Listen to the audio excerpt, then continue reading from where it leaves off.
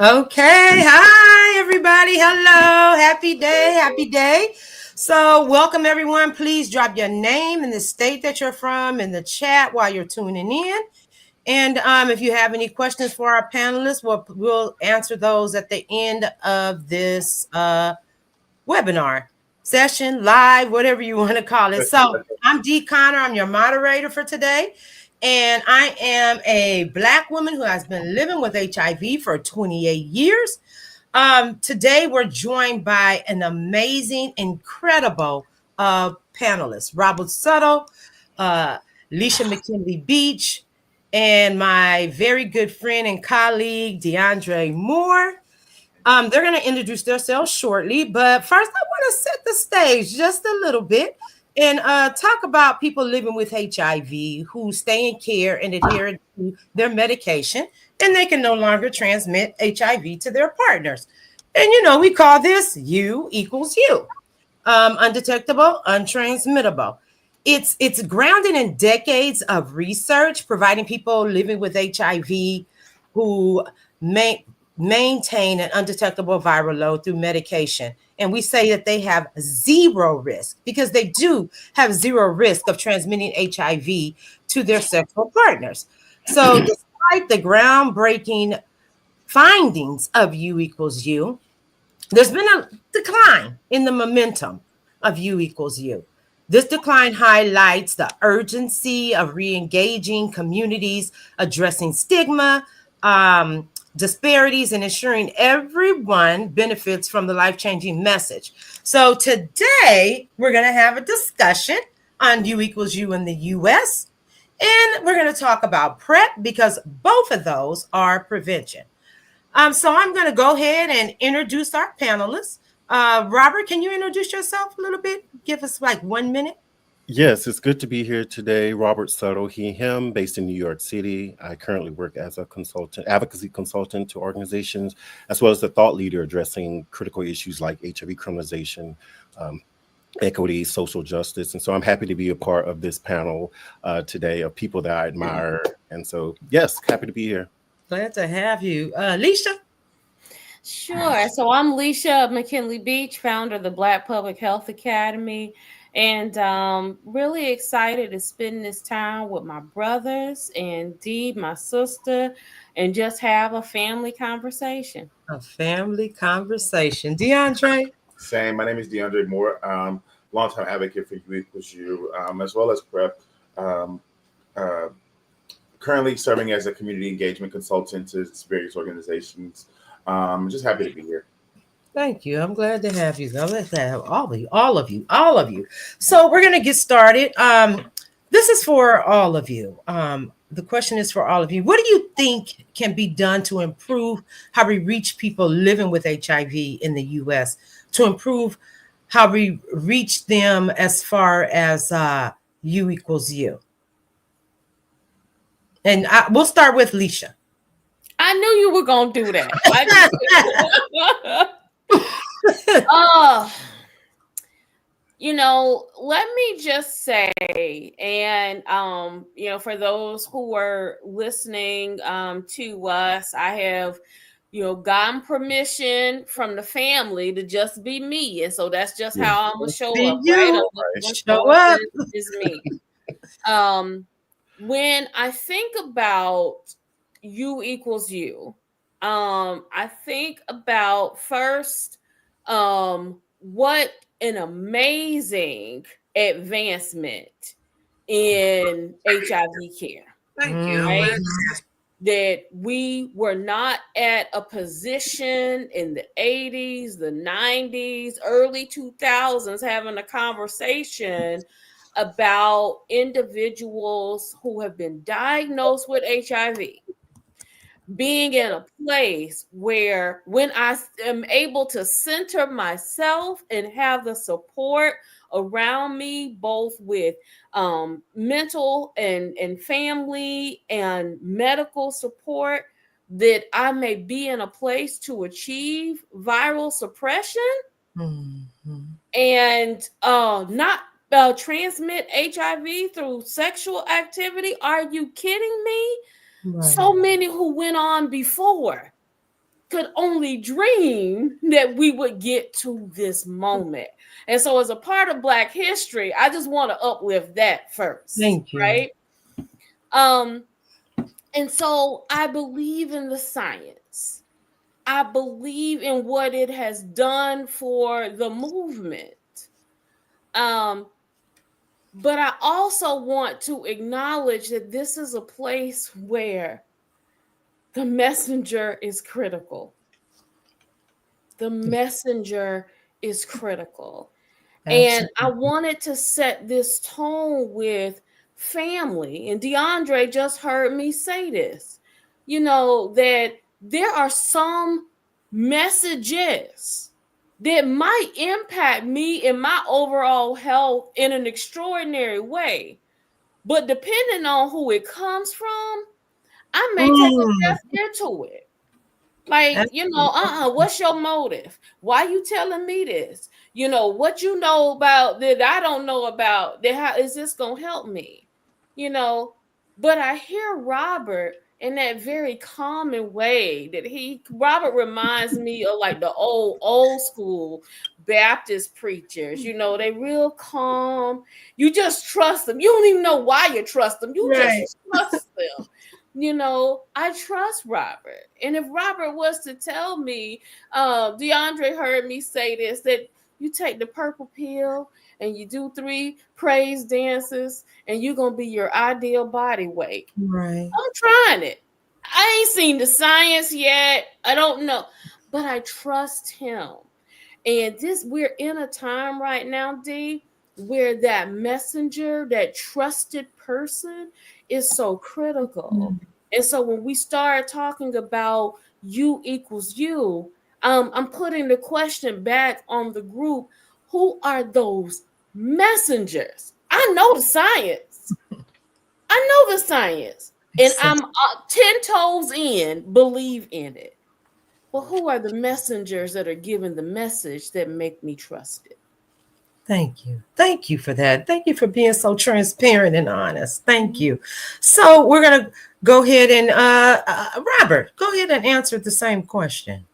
Yeah, I feel like Leisha just laid the foundations in that, because that's where I was going as well. Is that it is about being able to see the messengers and being more consistent, have more visibility. Right. We don't know where people are in their journey with their diagnosis, or the fact of not knowing anything regarding their health status, and so we, in terms of our visibility as and messengers, need to be present at all times. In whatever way we show up, Absolutely. whether it's through social media. So that's what I would add to all that Leisha has just said, is that continuing to show up, because we don't know where people are in their journey, and so when they're ready and capable and have capacity to tune into their care, then we're there. We're there. We're there with the message. We're there with the facts. We're there with the truth, and showing them the way, and hopefully supporting them along. Absolutely. Yeah. Absolutely. Thank you. DeAndre? I can just only piggyback off of everything that's been said, and I think that that was one of the things when we saw the beginning, and D and I were in the beginning of this movement when we saw You Equals You come out, and there was so much pushback by so many people, and we couldn't figure out why. And I think that the main reason was because of what the messengers at the time predominantly looked like. They didn't look like me and D. They looked like cis white males, Right. and although we were there, that was the issue, is that this didn't resonate with our communities. Even though we believe in the science was there. It's just that we not seen enough of our people talk about it. And it's the same thing that can go for PrEP, right? When PrEP came Right. out, PrEP was not something, let alone for Black women. Like now there is a whole movement for PrEP in Black America, PrEP for Black women, and all these things, which is absolutely amazing. But it took time to get our community to buy into that and to trust it. And we have to remember that medical mistrust is a thing. And so give people that I've had to learn, don't be Mm-hmm. upset because people don't buy into something right away. Everybody deserves grace. And we have to give people time to accept those things. And just because it came from me or from D, we aren't the only messengers that people would buy into either. It's got to come from somebody else. It might have to be Alicia or Robert, and that's okay too. We just Right. have to give things time and understand it, and then have faith. Have faith that when you're doing things from a place of of healing or of wanting the betterment for our communities and stuff, that it will happen. And when it does, we can just smile about it and say, "I'm glad that we made it thus far, and that people are able to benefit from these things as well." Absolutely. Thank you. I remember we would hear people say, well, you equals you doesn't look like me. And I said, well, who am I then? Because I'm the same color as you. And I talk about it all the time. Right. So we're going to go on to the next question. Lisa, this one is for you. Dee, before Yes. you go on to the next question, I just want to acknowledge something someone wrote who's watching us on Facebook. And they said, can I add allowing authentic?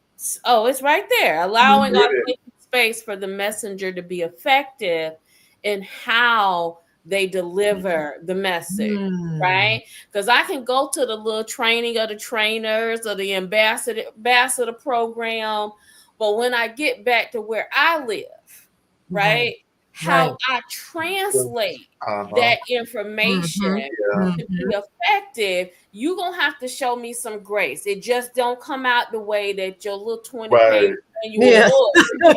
You know, DeAndre said, this how I'm supposed to do it, how I'm supposed to rest when I do it.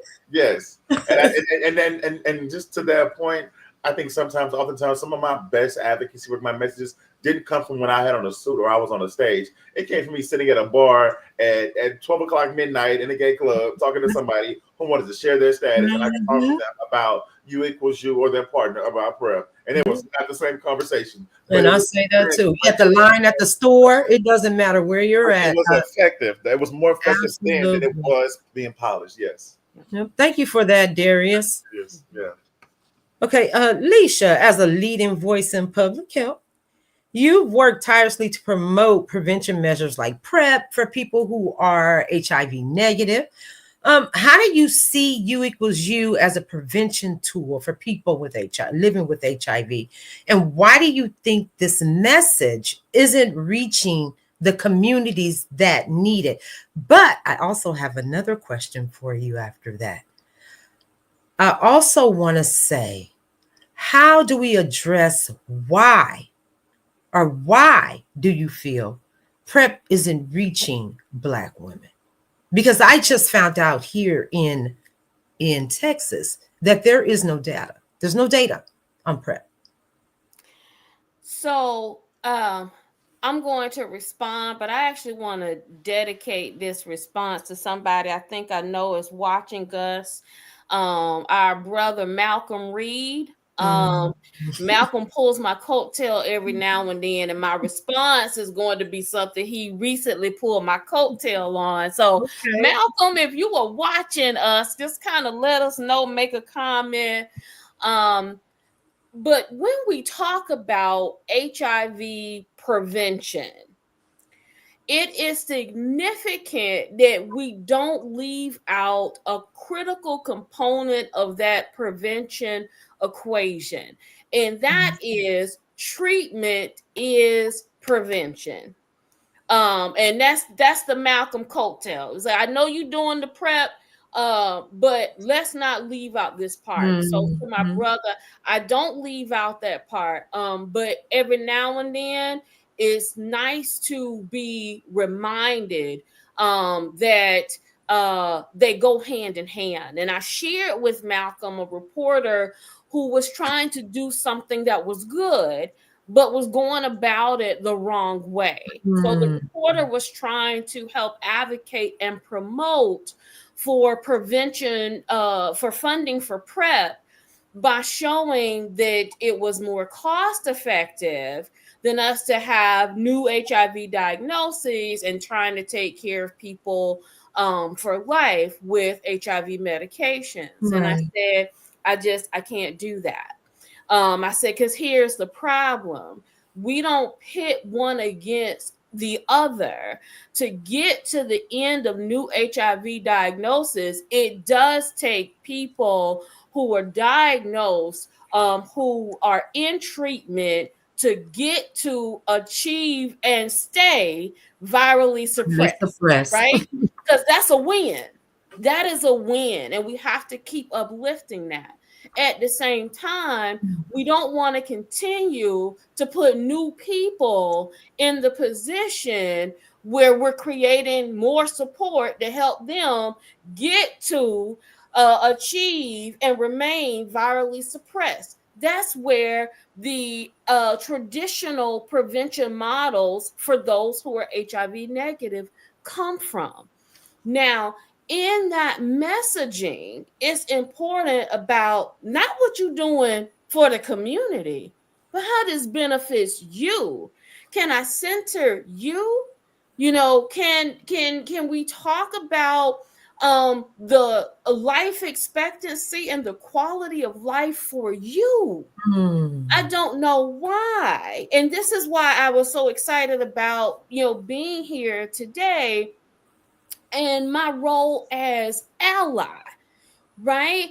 That role where we get to see that it has been so unfair that when we talk about two or more consenting people for sexual activity, that it's all the responsibility is on those who know that they are diagnosed with HIV. Thus, I know I'm getting into Robert's lane, but I want him to know I can show up in HIV criminalization as an ally too. Those types of things bother me. And so then as allies, you also become champions. Then how do we prevent this from being a part of a life journey for new people, right? And then how do we ensure that those that it is a part of who they are know that they are uplifted and supported and celebrated, and we got their backs, if stuff get crazy. I say it in that way because of the environment that we are in right now, D.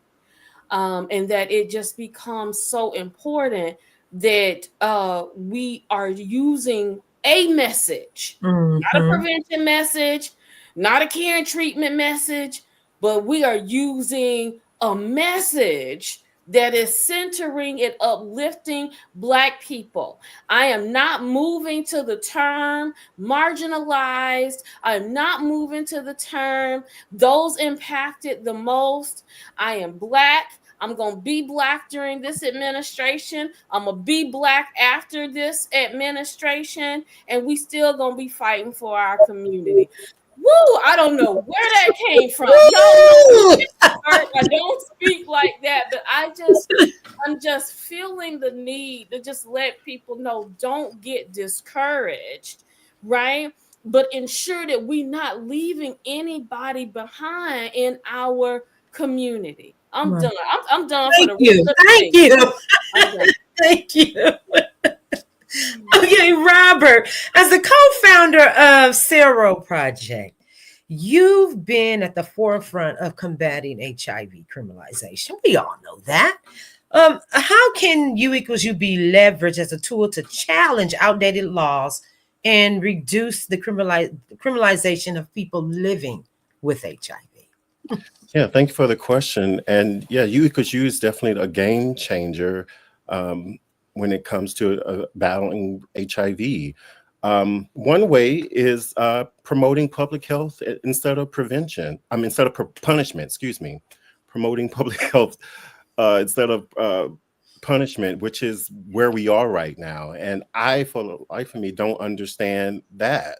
Like, why are we punishing people for their health status? Why are we punishing people when we know the kind of system that we live in that it oppresses us in a way that we don't are able to have everything that we need. Right.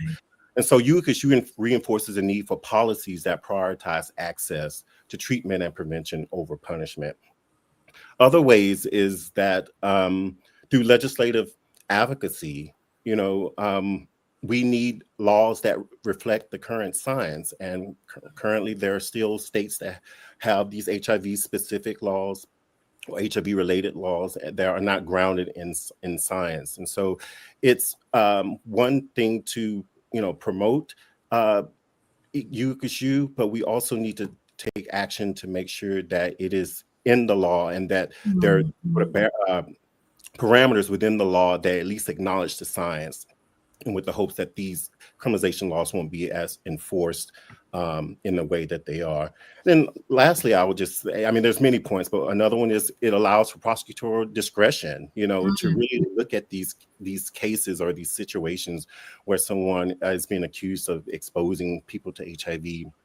It allows us to really look at the elements of these cases. Like, is there really a crime here being committed? And if a person is undetectable and can transmit the virus sexually to a partner, then there really is no crime. There may be a particular harm of, you know, people may feel some kind of way, right? Right, In right. terms of the real physical harm of transmission, that won't be the case, and that there won't really be a need to bring any type of prosecution.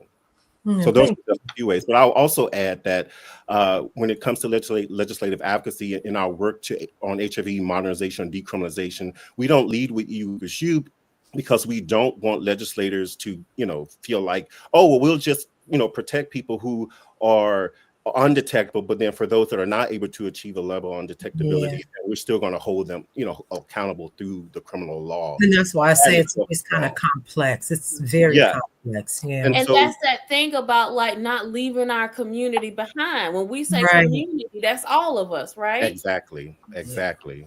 And Monique House says, she says that key word current laws. Because, yep, HIV criminalization is crazy. Yep, absolutely it is.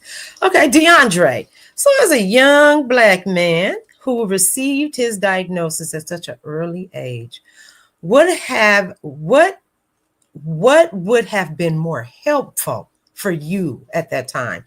um because we know that getting a positive result is very, very life changing, especially at a young age. Would you say that the U equals U message could have helped you in some way back then?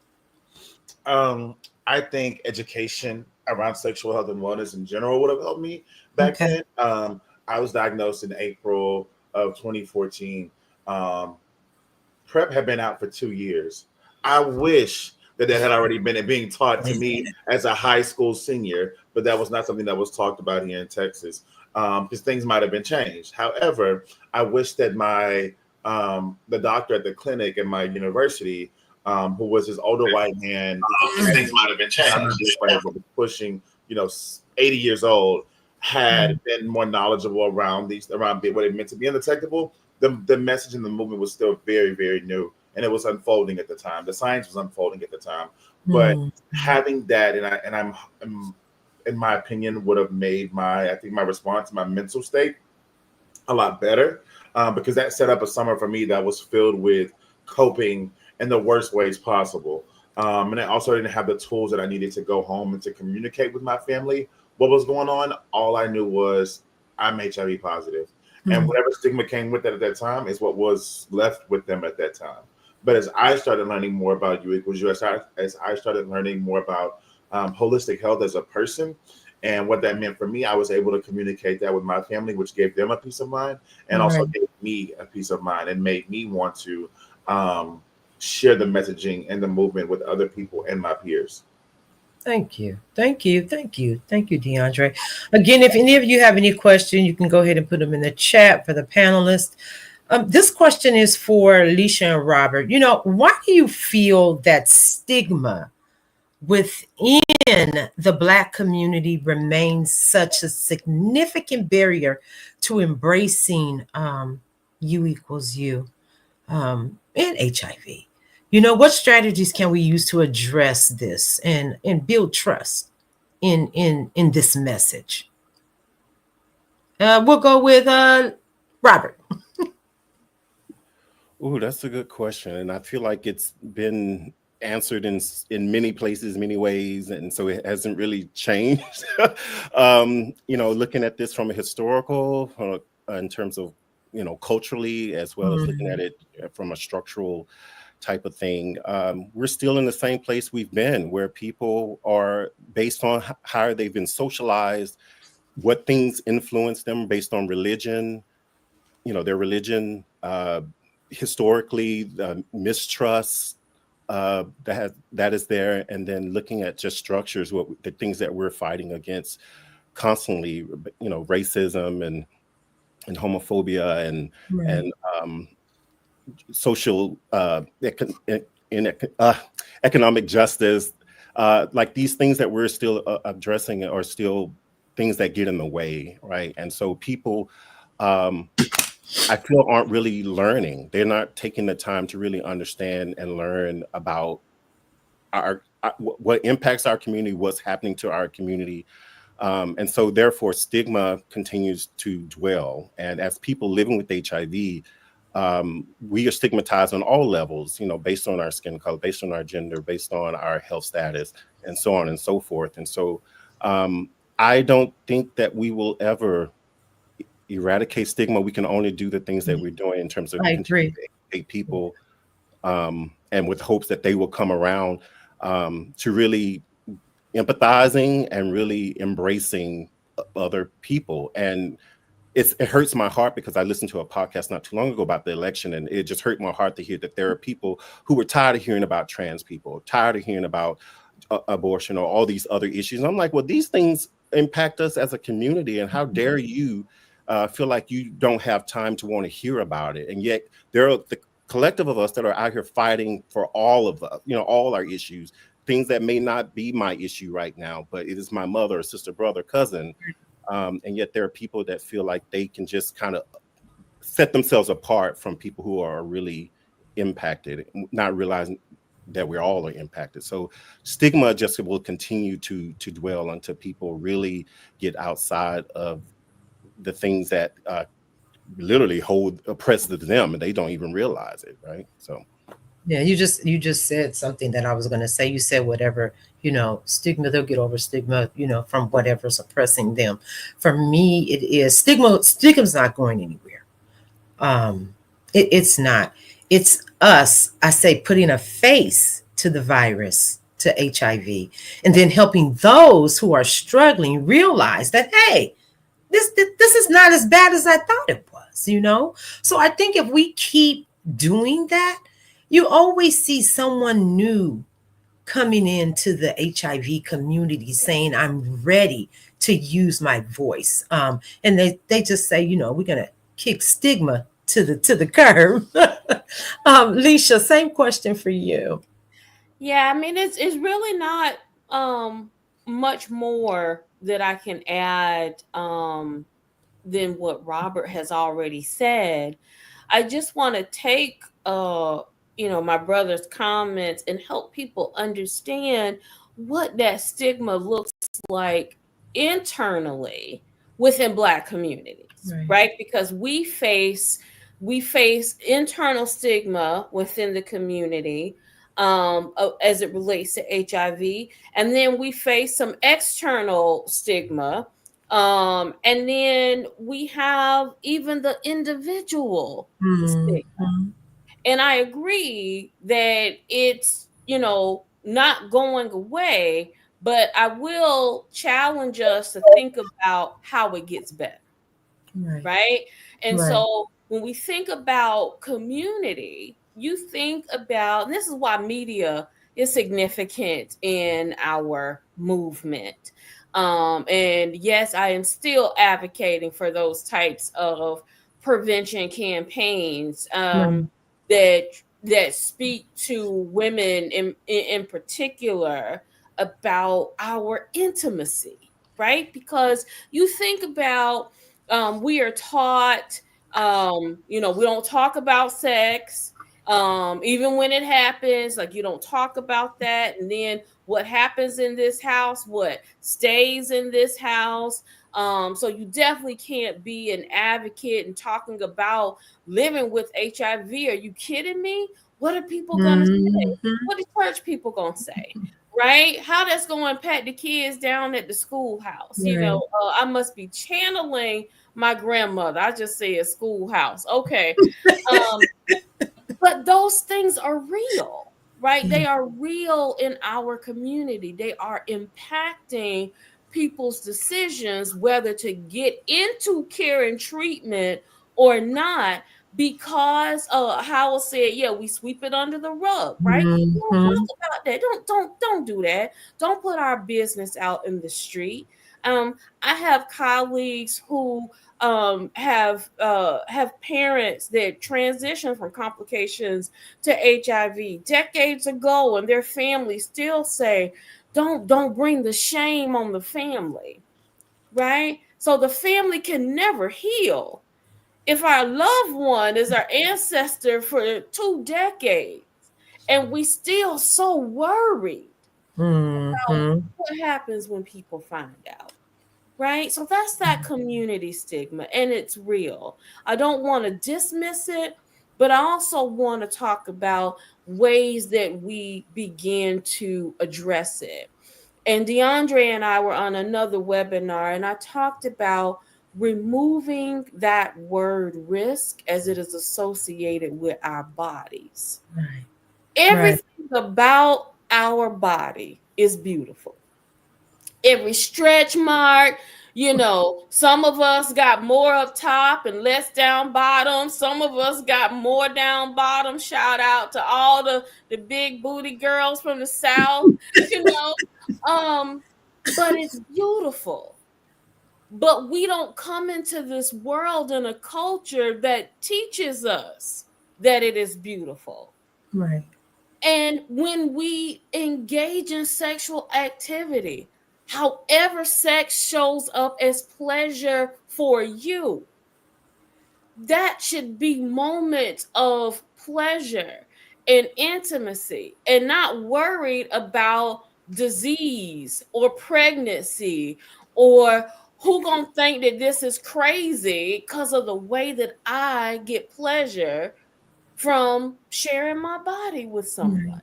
Right. Those are the type of conversations that we're going to have internally. Externally, there will be things that DeAndre's grandchildren, because he probably the youngest in the crew, and my great grandchildren will still be facing about being Black, Yeah. right? Yeah. This is the thing that we don't get to hide. It's who we are. And if we don't begin to be more intentional about embracing what we are given, they gonna still be going through shame and judgment, right? If Right. we, and I hope my church friends are listening, because I'm saying I don't know where all of this is coming from today. Maybe I needed to free my mind. But if we keep on this path of sex is meant to be when you are married to someone, Right. we won't keep creating generations who feel shame and judgment because they didn't wait or don't have the desire to be married, right? And Right. it's okay. It is okay when I, raising my daughter and we begin to talk about sex and pleasure, what it should feel like, knowing your body before you share it with somebody else, so you can tell them move 2 inches to the right and up is Mhm. pleasure. That feels good to me. That's what it's supposed to be about, because then I can have the self confidence. I can be so in love with me that regardless of what comes on this spectrum, if it is HIV, if it is an STD, I know how to navigate for those services I need to treat that. No shame or judgment from it. Right. No shame or judgment from it. I am a sexy senior citizen. I embrace it. I love it. And when I get it, it's the best 2 minutes and 12 seconds of the week. You know, I know there that's was right. a time, D, if I heard somebody when I was in HIV. So hear this, HIV advocates and educators. There was a time if I heard somebody talk like that, in HIV, I'm clenching my pearls. Oh, that's too much. You need to be focused on preventing disease. And they around here Mhm. talking about, toys and masturbation and all of these things that I wouldn't dare talk about in public, but that creates the shame. So Right. I'm saying, yes, we ain't gonna get rid of the stigma, But there are ways for us to uplift ourselves and our communities. Howell says, yes, embrace it, beautiful. Yes, honey. I Grace. love them 2 minutes. I be looking forward to them, right? And embrace it because you deserve it. And that's how we start to suffocate that shame. I just, I just Thank love it. you. Thank Thank you. No, thank you. Thank you.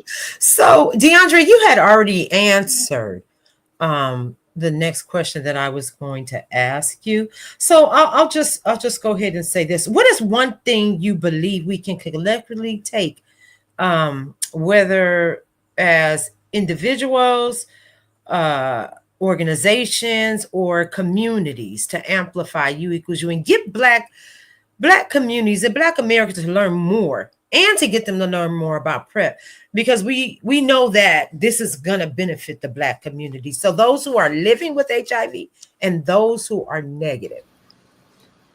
I think normalizing the conversations and integrating it into our conversation. That's it. Like when we think about ways to eliminate stigma, it's because we don't talk about it. Think about ways to just normalize anything. Like you said, normalize the conversations around sex. It's just a matter of having the conversation, and it's basic. Just knowing that when a person who's living with HIV is undetectable, they can't transmit HIV.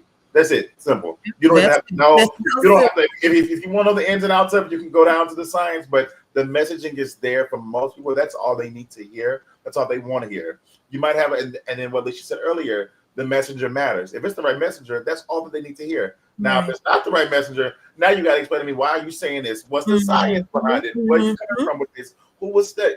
That's different. But I think identifying the messengers and making people feel empowered to share the message, making sure that they know that they have every right to share this because How they are. do we empower them to do that? We just have to remind people. We have to remind people that they are entitled to this information. You are literally entitled to this Yeah. education. It is yours. It is for all of us. This wasn't just for one person, or just for one body of people or one demographic. It was for all of Right. us. And the same thing goes for PrEP.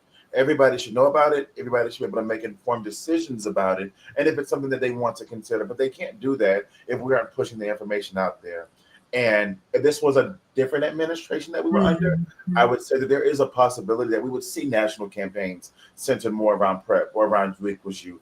However, under this one, we won't see that through the federal government. So it's going to be up to the organizations who have the funding and who have the resources to push this out in their local communities. And they are responsible for doing that, because they don't, then they do build a level of medical mistrust. Because why are you not pushing this out there? Why are Right. you not telling us about this? It's no reason why people living with HIV who have been in care at all, this should not be anybody's first time hearing about this on this webinar. If it is, and they have been in care, I'm gonna need you to go reconsider a new doctor. So Right. that You that know, I say my favorite saying is, if you care about people living with HIV, you talk about U equals U. You tell them yeah. about U equals U. For someone who is newly diagnosed, I always say, back then when I was first diagnosed, if this was the thing, I wouldn't have been depressed. Yeah. I repeat it all the time. I wouldn't have became an alcoholic. I wouldn't have waited 18 years. Like I said, HIV put my life on a hold. But if I heard about this, it would have changed my whole life back then. Yeah. It literally would have changed my whole life. We're gonna go ahead, Robert. I just want to say it showed up. Oh, my time is perfect. I was gonna say my dear friend Damon Jacobs. He was saying Hey, it's Damon. Damon us, said it. yes, to take care of each other, not the U.S. And as Black people, we know that more so than most people, right? Nobody is coming to save us. And if you did not believe that when you saw Hurricane Katrina, it should have made you a believer. Nobody's coming to save us but Mhm. us. And we're going to have to save ourselves. And how we do it, as DeAndre said, it might not be a national campaign, but you got social media. We Mhm. streaming from it right now. We're sharing a message right now. We're going to have to use the tools that we have to make sure that our community stay informed and stay aware. We got to up our game to make sure that we're on top of the most current information. You know, when I got my church hat on, the elders would say that you may be the only Bible that somebody reads. They're saying that you are the trusted source, right? And because you are the trusted source, there is a level of accountability and responsibility to our community. Everybody Right. that I see in these four squares are a trusted source. I Mhm. would not be here talking about U equals U, D, if it wasn't for you. I'm just being transparent. So you are a trusted source even for me. And Thank you. because we know that, we don't get moved by what's happening externally. You know, at the stroke of a pen, things are changing. I also want to remind us, as DeAndre and I were on this other webinar, and we were talking about why Black people observe Watch Night. It was because Black people got together praying and Yep. believing that a stroke of a pen, known to us as the Emancipation Proclamation, was going to happen.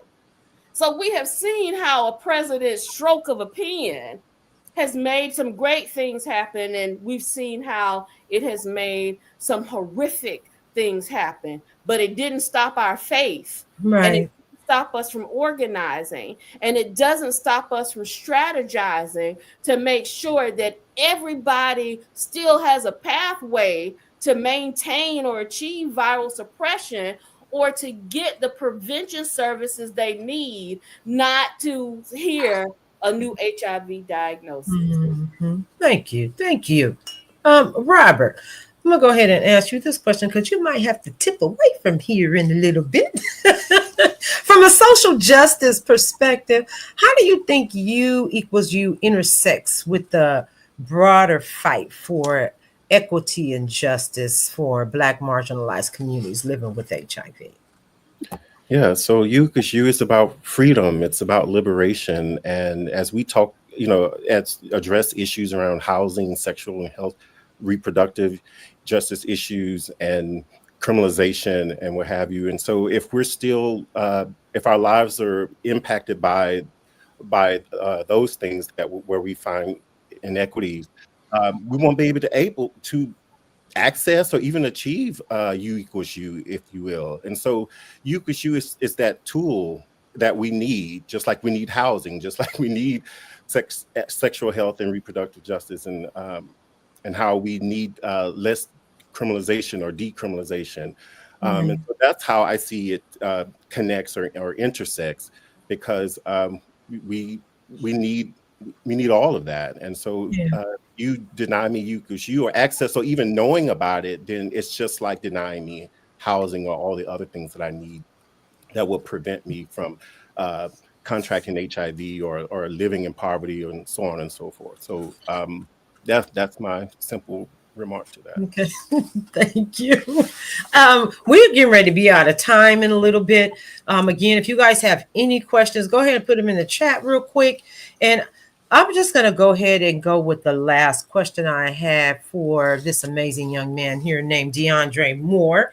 Talk to us about prevention and in America, and where we've come from, where we are, and where we are headed in this current trend in our Mm. policy.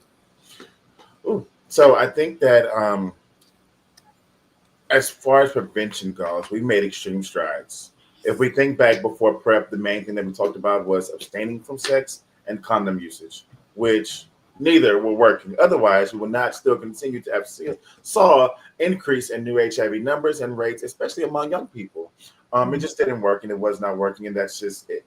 I hate to say use the term, but it was a little outdated. But now we see new innovative measures and innovative science that has taken place, like PrEP and like U equals U. And so I think that we made the strides, but it's a matter about getting this into the communities that need to know about it, and also ensuring that there's access to it. We can know about it all day, but if it's not easily accessible, I know, like me, if it takes me too long to get somewhere or to get something, I'm just not going to worry about it. Don't give I don't up. know what it is. I'm not. I shouldn't have to sit in the waiting room for 45 minutes just to see a doctor for 5 minutes. It just doesn't make sense to me. We could have did this virtually. And just making sure that that things continue to move that way and be innovative, but also understanding that we are in a time now, although we've made all this progress over the last 10 plus years, we are in a time now where that progress is trying to be erased. They're trying to pull back under this administration at federal levels to erase people living with HIV and erase the progress that we've made. And it's up to us to ensure that we, as community members and as advocates, are doing our part to work with our legislators to ensure that this does not happen. Whatever the executive orders that this administration puts out there, people need to have an understanding or want to have an understanding about how executive orders work. And then we heard this earlier is that, Dr. Reverend Tommy was saying, don't be afraid and don't overthink yourselves into, a state of depression or anything like that. Executive orders really only hold so much weight and so much power around certain things. When we think about things that are happening domestically, it's important to realize that Congress still has power and that our local governments still have a lot of power. Our state departments and our health departments and jurisdictions have a lot of power. And it's up to us to ensure that they are doing their parts by continuing to make sure that we can have access to PrEP and access to life saving treatments. And although we are seeing them trying to erase this from, being accessible, like PrEP being accessible through your insurance companies as preventative care options and so on and so forth, um, we still have to figure out ways in which we can advocate for ourselves and that people figure out new ways in which we can access these for communities of color. It should not just be one community that can have access to life saving treatments or life saving prevention measures, knowing who's most vulnerable to HIV. All right. All right. Thank you. Um, Someone had a question in here earlier. I think we can close with this question. Let me find it really quick. And it was Damon, I believe, who asked, where is it? Was that you, Damon? Question for everyone. What, if anything, is giving you a sense of hope today? And Robert, you can go ahead and go first. Mhm. Well, just hope that be on a panel like this with people who are like-minded and like I feel like we're all connected here, and just knowing that just from this moment today that I can get off here and know that there are people out there who are thinking just like I'm thinking, and hopefully we'll be able to link up in other places and hopefully and connect with other people who are thinking in the ways that we're thinking. Um, Especially understanding what's going on with this present time. And so this is what gives me hope, to be able to talk and we're on the same page or same path of thinking as relates to the issues that we're dealing with. Okay. DeAndre?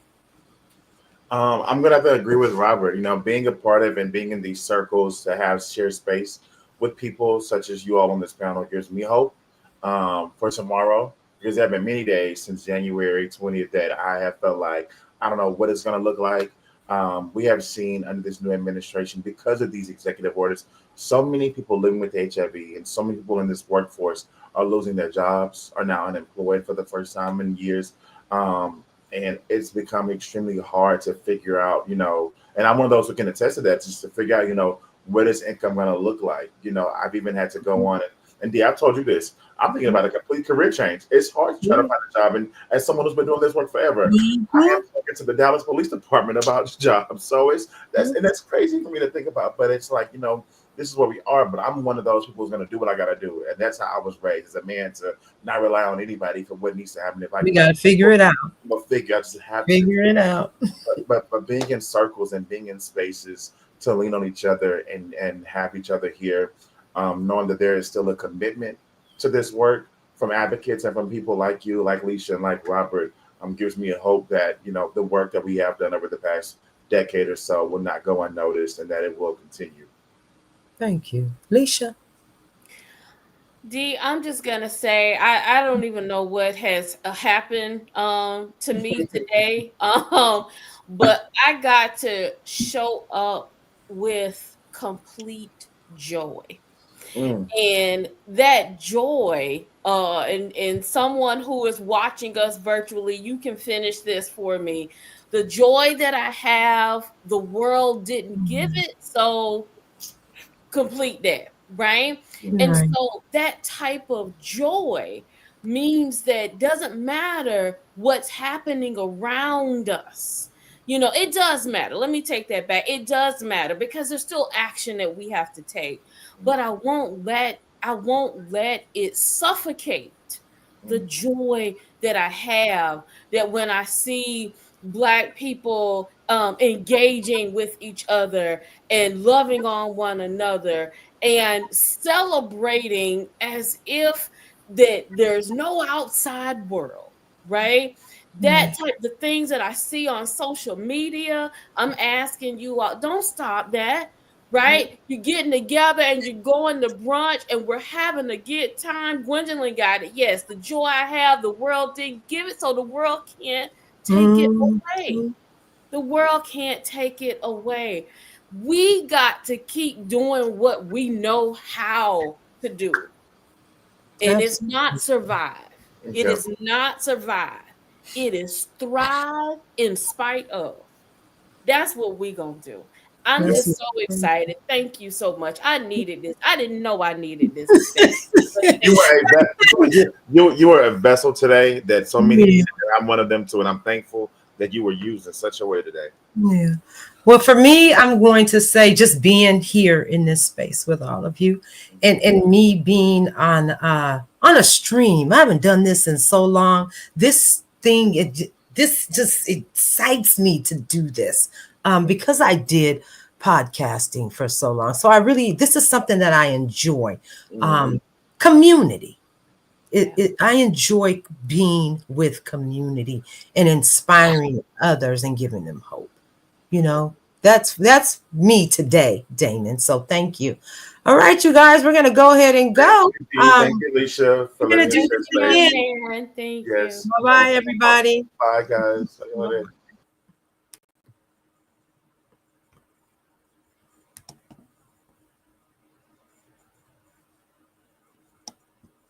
As soon as I can see how to get off of here.